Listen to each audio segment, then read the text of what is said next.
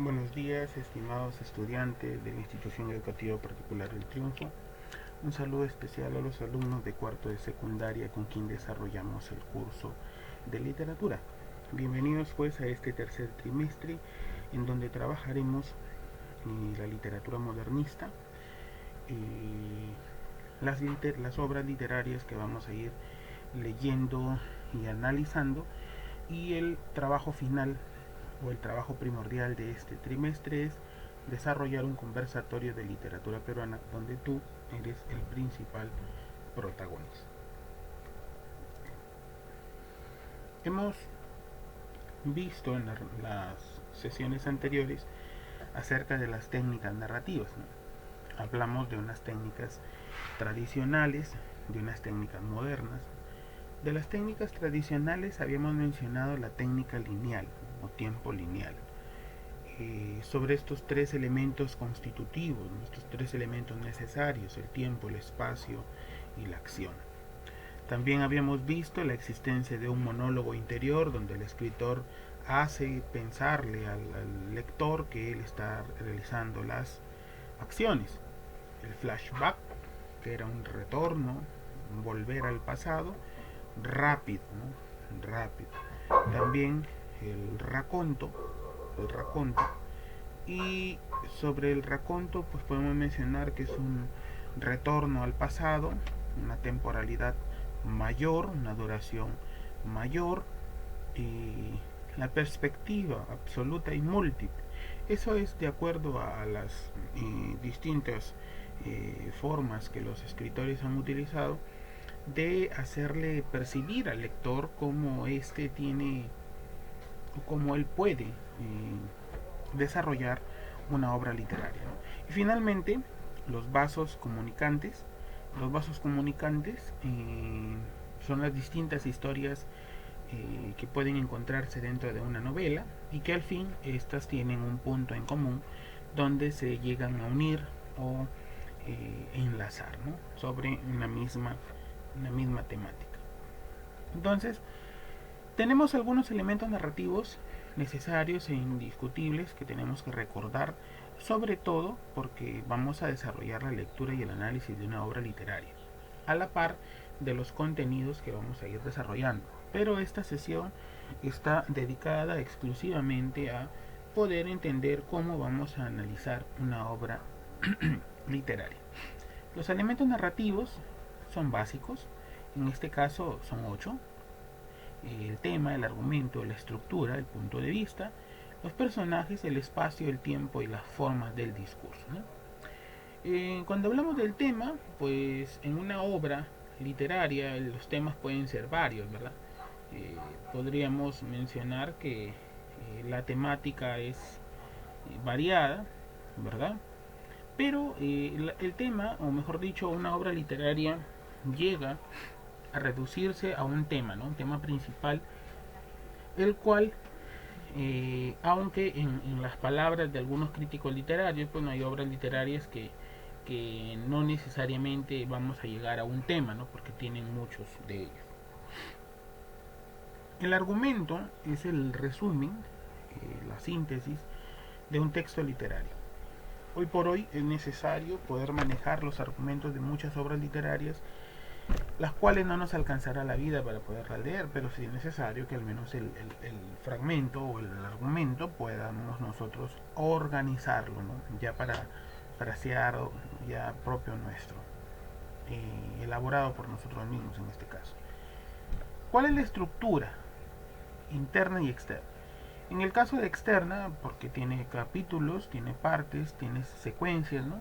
Y en el caso de la estructura interna es porque existe una linealidad, es porque existe la presencia de una técnica literaria, ¿no?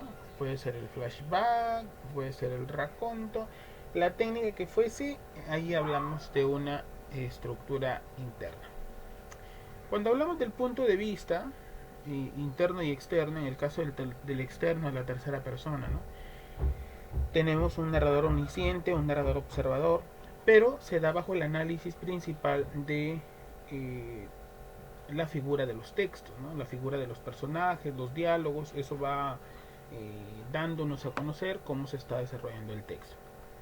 Y también en el punto de vista interno tenemos la primera persona, que es el protagonista, que es un personaje secundario, y la segunda persona, en este caso, que es un desdoblamiento, ¿no? A veces en un texto literario podemos decir, ¿está hablando el personaje o está hablando su pensamiento o lo estoy leyendo? ¿Cómo se desarrolla? Entonces requiere una concentración, una imaginación, que podamos interpretar a cabalidad y con certeza que estamos leyendo. En el caso de los personajes, pues usted sabe que hay personaje principal, personajes secundarios, cada uno de estos tiene una caracterización, ¿no? Tiene descripciones, tiene comentarios, tiene diálogos, tiene indirectas, y esto va haciendo que los textos sean más, en este caso, importantes, que se desarrollen mejor, sobre todo porque toda obra literaria tiene un espacio.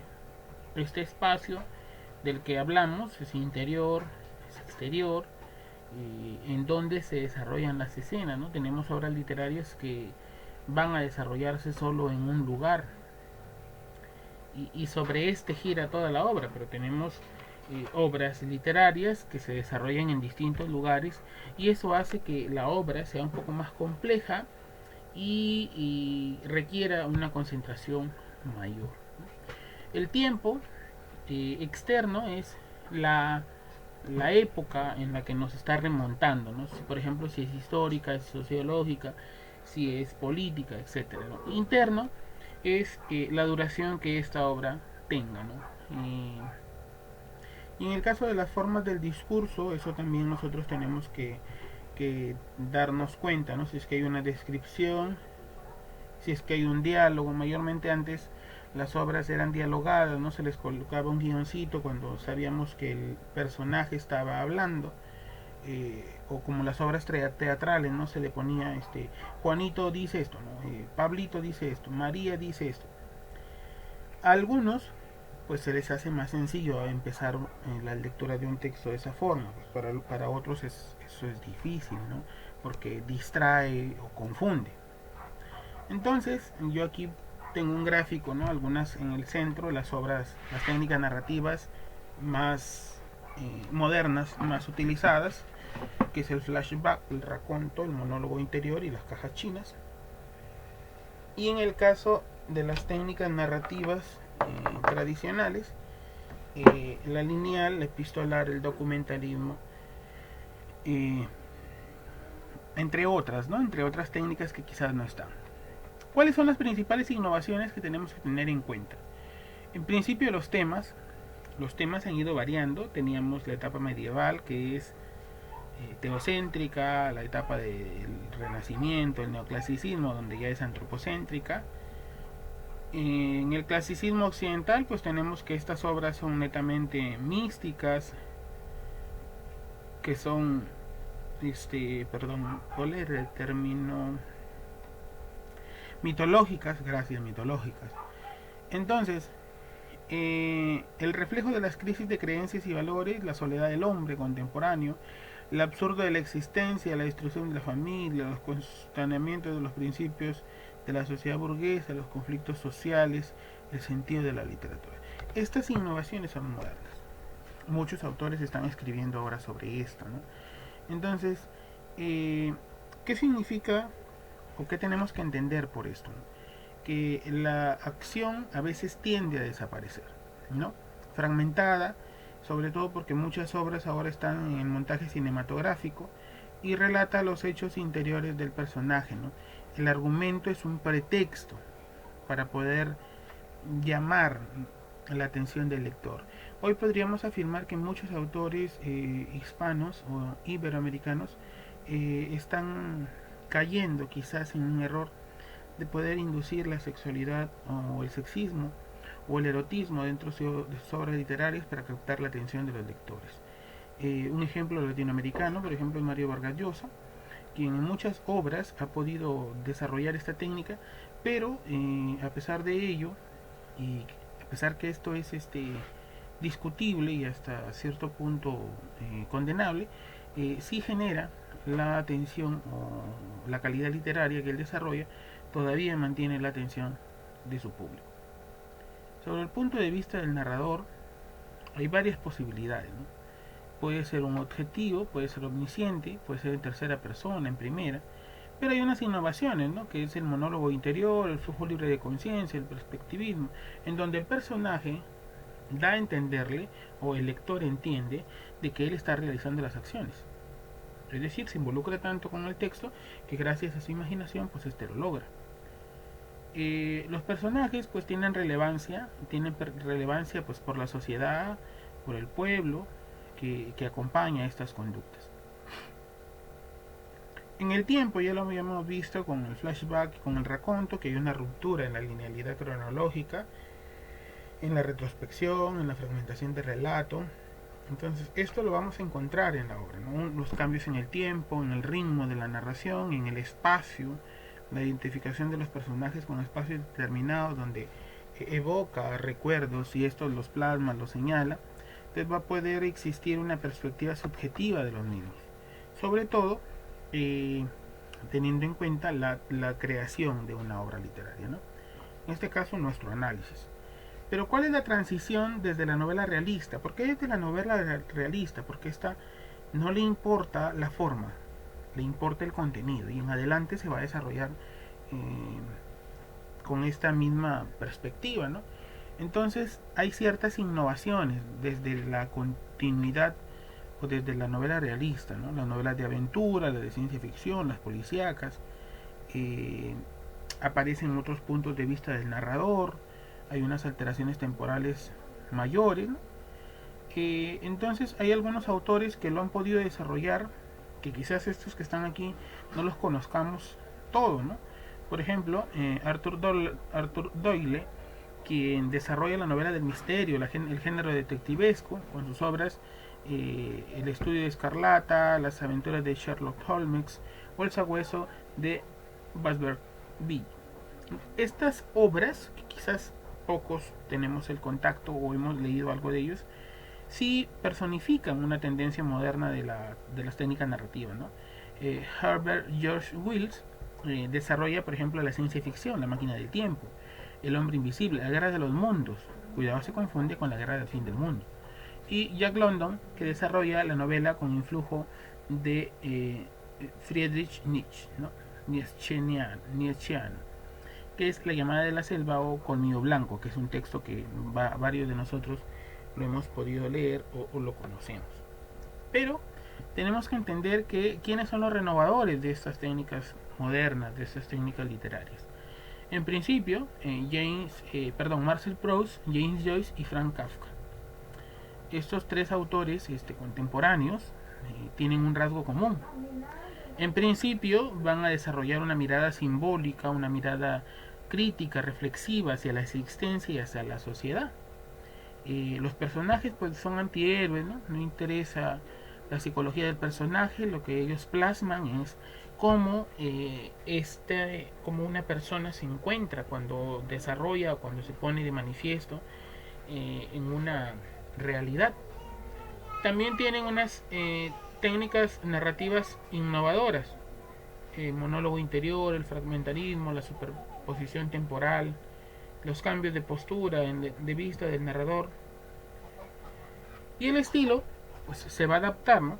De acuerdo al tipo de creador, al tipo de relato, la audacia y la transgresión con lo que la obra se va desarrollando.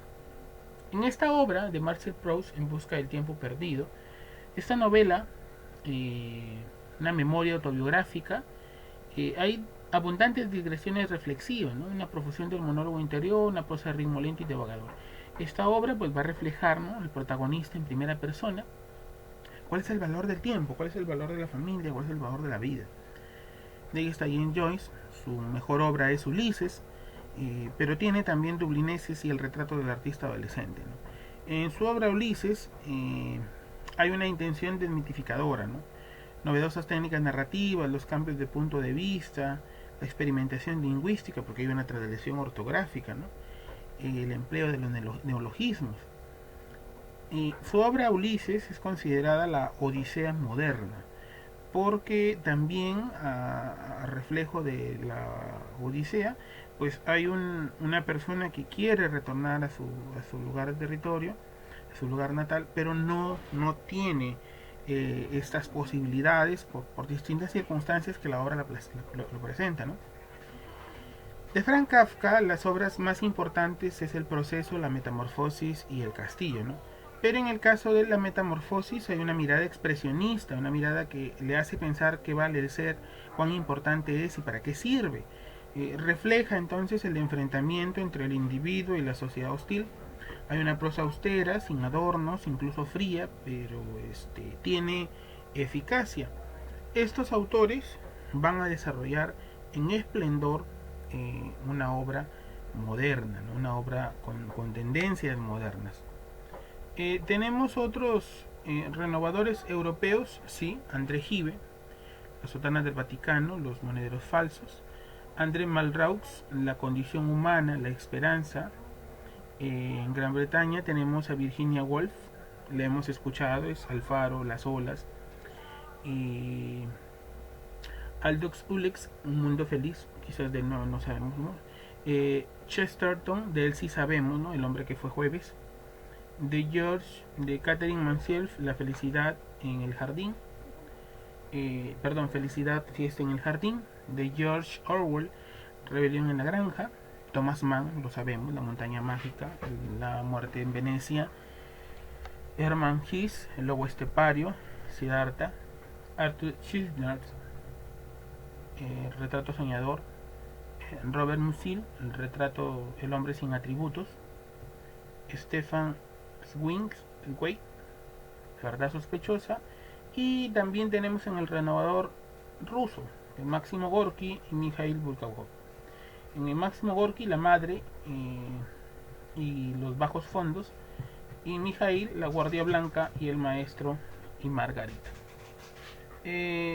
Tenemos que sumarle que hay una generación perdida en los Estados Unidos en el periodo de las guerras que ha podido desarrollar algunas obras literarias y que yo quisiera solamente de todos los que están ahí resaltar a dos para finalizar esta sesión. En principio, al gran Ernesto Hemingway con su obra más importante, El viejo y el mar, Adiós a las armas y Por quién doblan las campanas, y William Faulkner, su mejor obra, El sonido de la furia, Mientras agonizo y Absalón, Absalón. Tu obra que has elegido hay que empezar a leerla, sí o sí. Muchas gracias.